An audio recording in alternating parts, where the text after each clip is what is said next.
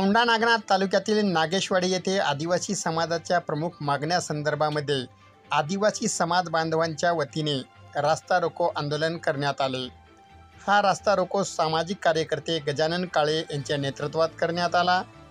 श्याम ठोंबरे, माधव ठोंबरे, विलास काळे, विनायक चौरे, पिराजी गारोळे, मदन नाईक, बालाजी ठोंबरे यांच्यासह सारंगवाडी, गवळेवाडी, नागेशवाडी, शिरडशहापूर, काठोडा चोंडी येथील आदिवासी समाज बांधव या रास्ता रोकोमध्ये मोठ्या संख्येने सहभागी होता।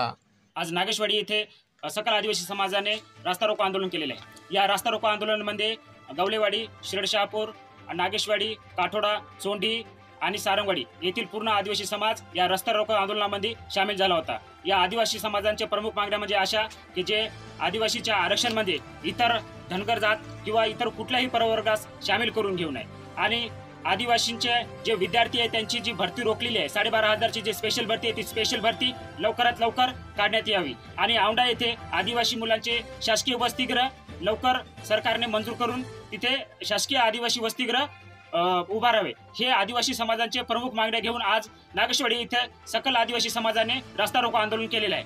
जर अशा प्रकारच्या ह्या प्रमुख मागण्या जर शासनाने मंजूर नाही केल्या तर येणाऱ्या काळामध्ये पूर्ण महाराष्ट्रातील आदिवासी हा तीव्र आंदोलन केल्याशिवाय राहणार नाही। आदिवासी प्रवर्गामध्ये इतर कुठल्याही जातीचा किंवा कोणत्याही जातीचा समावेश करू नये। तसेच जी आदिवासींची स्पेशल भरती आहे 12,500 पदाची ती शासनाने तात्काळ निकाली लावावी।